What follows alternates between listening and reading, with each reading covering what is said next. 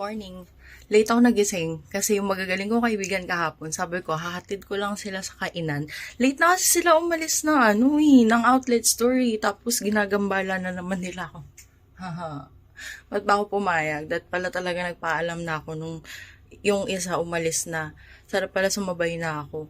Kasi maaga dapat ako ngayon. Punta ako Wakayama. Malayo kasi siya. 2.5 hours yung biyahe.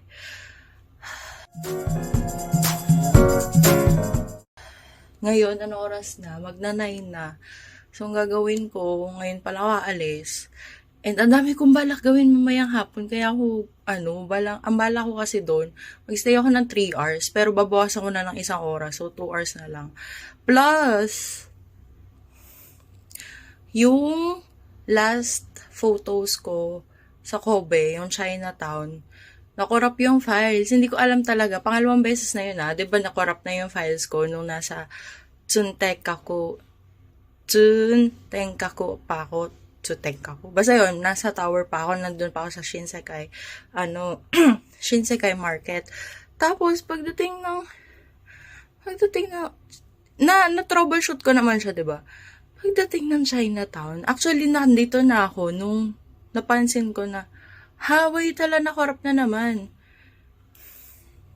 Buti na lang, ang pampalubag loob ko na lang, buti na lang, yung photos na nauna, yung after makorap, tas na troubleshoot ko hanggang sa museum, hindi na korap. Yung Chinatown lang talaga. Sobrang sobrang nakaka-giggle. Bumili, after nung kurap nung sa, yung morning ko kahapon, bumili na ako ng SD card sa Daiso. Though, may trust issues na ako kasi hindi naman siya branded. Daiso lang siya. Tsaka micro SD siya, may adapter lang. So, yun yung gamit ko ngayon. Nilagay ko doon. But I was thinking na antayin mag-open yung Donkey at 9 a.m. kasi. Mag-open siya at 9. Tapos, bibili lang ako sa Donkey ng maayos-ayos na SD card. Yung hindi galing Daiso.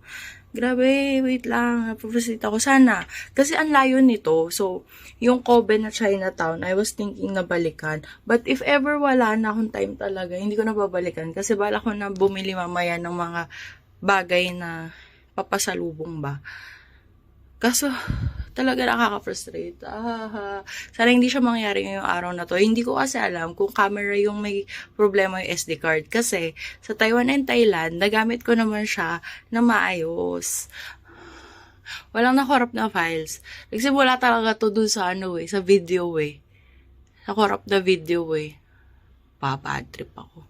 Anyway, ayun, kailangan ko nang lumabas kasi magna-9 na, maglalakad pa ako papuntang Donkey. Inisip ko kung mag-breakfast na lang muna ako habang late na tuloy ako ngayon.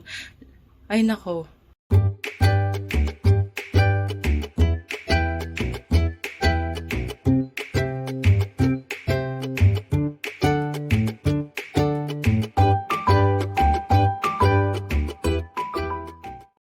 Nagkamali ako ng sinakyan. Sobrang antok pa kasi ako. So ngayon, hindi ko alam kung makakabalik pa ako ng Kobe kasi I think it will take me another 3 hours to reach yung destination. Sana nga ma-reach ko. Nakakainis, mali yung nasakyan ko. Umabot ako na airport, uwi na pala ako. Pero yun, balik na lang ako dun sa isang station na pwedeng masakyan papunta dun talaga. Yung totoo na. I think nagkamali ako ng platform. Hindi ko nakita masyado. Hindi ko sure kung kamali talaga ako ng platform or hindi lang tama din yung timing sa Google. Kasi alam ko tama yung platform ko Tapos, nagulat ako yung time niya is 10:02 pero pa-airport. Kaya akala ko, yun na yun. Sinakyan ko. Tinitignan ko to, nag-iiba talaga yung nasa Google versus yung nandito sa Kasi yung schedule ko na inaantay is yung 12:05. Ang nasa Google, hindi siya express. Pagdating dito, express na siya. Yung Google kasi, parang 10 stops papuntang Hashimoto. Pero dito kasi, pag binilang, from 10 from dito sa station na to, Tengachaya, 7 stops lang siya. Kaya, nagbabago talaga siya. Kaya dapat pala talaga, aware kayo dun sa nakalagay dyan. Okay, commercial. Just to clarify, tama naman yung nasa Google at that time. Na-realize ko siya later on. Kasi pinapakinggan ko na yung announcement. Sobrang antok kasi ako nitong time na to. As in, sobrang antok talaga. Nakatulog pa ako doon sa train papuntang airport, 'di ba? Kaya hindi ko na namalayan. I could have alighted sa Rinco Town, but wala. Nakatulog talaga ako. Sobrang pagod. But anyway, ayun, yun siya. So, tama naman yung nasa Google versus dun sa nasa train station. And then, bale, 4 na stops lang yung express niya. And then, after nung 4th stop, each station bababaan, titigilan na nila. Parang ganun yung pagiging express ng nasakyan ko. Hindi siya express in a sense na lahat talaga nung nakalagay dun sa board na tinignan ko is pagsastopan nila. Magsiskip sila based on that chart. But in my case, that time, 4 na stops lang yung naka-express, and then, after the 4th stop, every station na yung pagsastopan niya. So, yun yung nangyari. Maging mapagmatsyag lang. Nandito na ako sa Hashimoto Station. Waiting lang for the train na papunta dun sa Go something. Lagi ko na lang dito, Go something. Na mayroong cable car papunta ng Mount Koya. 1:10 pa yung Waiting lang ako. Sobrang bagal niya pero sobrang ganda ng view. As in, nasa gilid kami ng mountain kasi. Yan o, tignan niyo naman. Ang ganda tignan. Ay, sorry sa camera ko. But sobrang ganda niya. I love looking at the window. Lumipat pa nga ako ng upuan. Kasi yung upuan ko nung una is naka-side. Yung naka-side ba? Then, naghanap ako ng upuan na pwedeng katabi ko yung window. Kasi nga, gusto ko siyang videohan. Pakita sa inyo.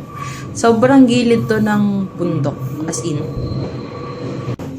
Ano pa nga to? Tumigil pa kami ng matagal sa isang station kasi isa lang yung railway niya. Parang isa lang yung tracks niya. So, anong nangyari? Nag-stop kami ng around 10 to 15 minutes dun sa isang station. And then, ang nangyari, pinadaan muna yung isang train at saka kami gumo. Kasi isa lang pala yung rail tracks niya.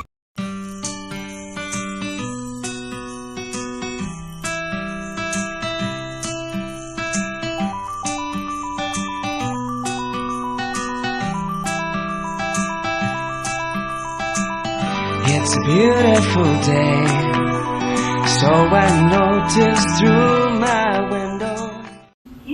Diba sabi ko sa inyo, meron pang cable car papunta talaga sa mountain. So, yung cable car na yon is malaki. Hindi siya yung makikita mo sa Ngongping, sa gondola, sa Ocean Park, Ocean Adventure. Basta yung sa Hong Kong na isa pa. Hindi siya yung sa Namsam Tower. Kakaiba siya. Lagay ko dito yung picture niya if I see it here sa phone ko. Pag nakita niyo, ibig sabihin nandito nga sa phone ko. Pero kakaiba siya. Malaki siya. And paslant yung pwesto namin. It's not cable car. It's cable car with the track. Ganon siya. Ganon yung itsura niya. Ayan, ganyan lang siya, paakyat and all. Mabagal lang din siya kasi I think it's good na lang din for safety.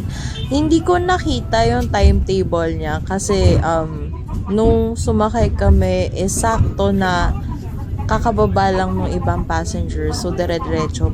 Parang isang cable car lang siya, tas baba-akyat. Yun nga lang, di ko alam kung gaano katagal yung interval. But, yun, madali lang naman siyang sakyan. Di ka naman magta-tap out agad. Doon na sa dulo. Kayasan Station. I'm here na sa bus para pumunta ng Okun-Noe Cemetery. So, I have 10 stops. And, hindi naman ako masyadong kinakabahan ngayon kasi meron siyang doon, screen. Tapos, pindutin lang to kung magsa-stop na. Siyempre, hindi kita, diba? Basta, ayan. Eto. Pipindutin lang. I think madami naman akong kasabay. So, susundan ko na lang yung mga bababa.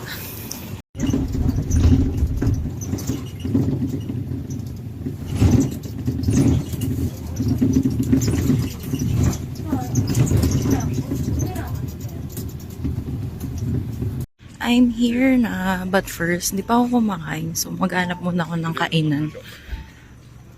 Ito na yung start ng cemetery. Totong. Pero maghanap muna ako ng kainan. Hindi na ako tatawid. Hindi na pala ako makakatawid. I think may kainan dun.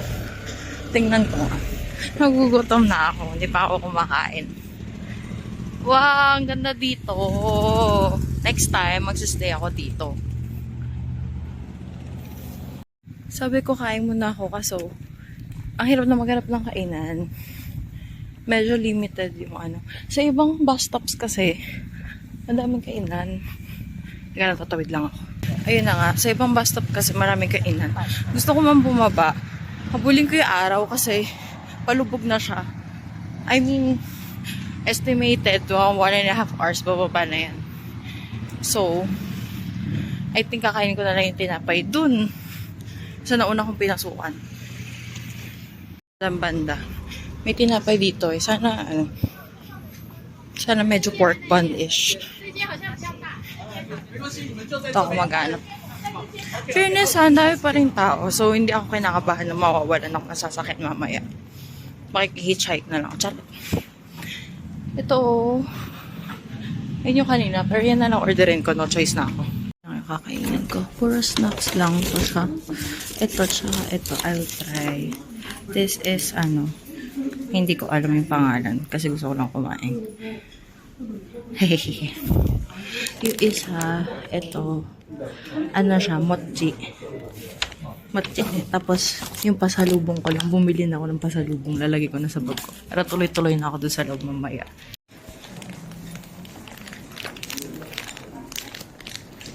Hala, ang hirap na mabuksan natin.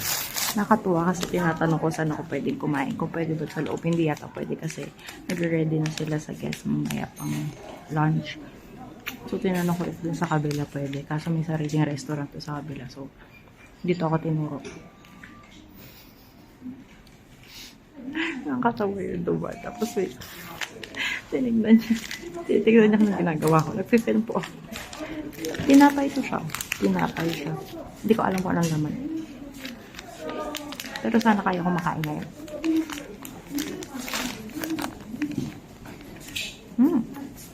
Arjo cake.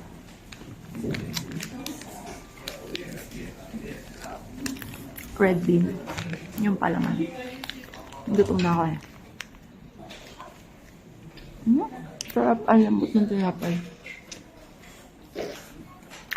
Doon kasi sa kabila. Danggo ba yun? Tawag doon yung sticky something.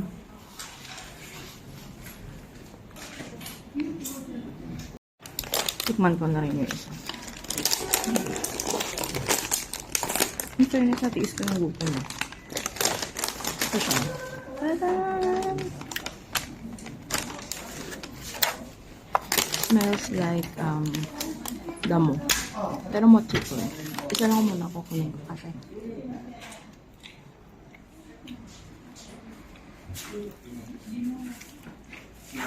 Ang bukong doon. Naintindihan niyo ba? Red bean din yung loob. Walang masarap siya. Ito lang kakainin ko.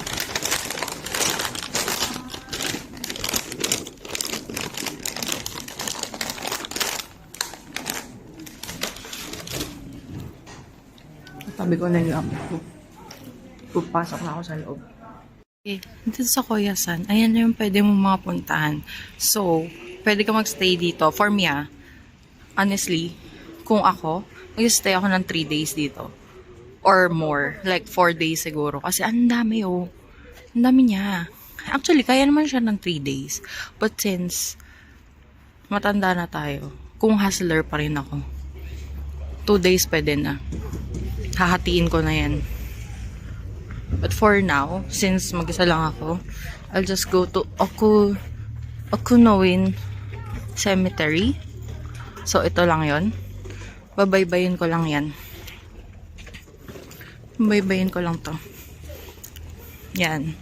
Tapos magtitingin-tingin ng dahon. Yun talaga yun eh, no?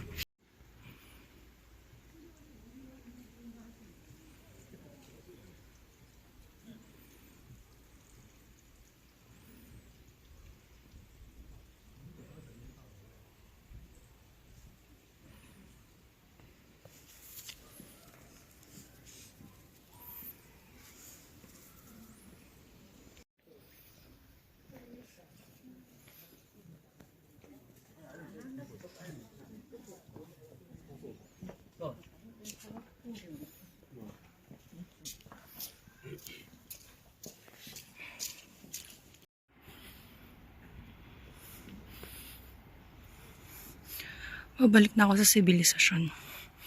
Ang ganda ng ilaw. Wait lang. Picturean ko. Diyan ako napalabas kanina, pero hindi ako dyan pumasok. Tapos hinahanap ko yung pinabaan ko kanina kasi mayroon akong tatry na food. Imbis na pag ganito yung lakad ko, pupunta ako dun. Diba sipag ko maglakad ng paakyat. Pero ayan, pababa na ako dito para itry yung food. Sana umabot ako, sana walang pila kasi alas 6 yung bus pabalik ng Koyasan Station. Hello. Ayun, pauwi na ako. Galing Wakayama. Sobrang ganda sa Okunoin Cemetery. Pwede puntahan nyo siya pag nasa Kansai area kayo. Madali lang naman. Matagal lang yung biyahe. 2 hours. Pero dahil nagkamali ako kanina, inabot ako ng halos 4 hours yata. Pero okay lang kasi parang nakaupo lang naman ako magdamag. Parang nakapahinga pa din. Hindi ko alam kung naririnig niyo ako, pero read my lips. Char. Pero ayun, I'll end the vlog here because for later, I need to go make by pasalubong. I think this will be second to the last. Yung last siguro kong vlog is yung hindi man unboxing. Yung mga pinamili ko dun sa tower and Mandarake and yung mga kinuha ko sa friend ko. Ayun. So, yun lang. Thank you for watching. Sana na-enjoy nyo yung walang kaayos-ayos kong mga vlogs. Pero ayun. This is the second to the last day na nandito ako sa Japan. I don't know if mag-vlog pa ako tomorrow. If yes, then you'll see it. If no, wala na kayong makikita. Yung haul na lang. So, ayun. Sige, bye-bye!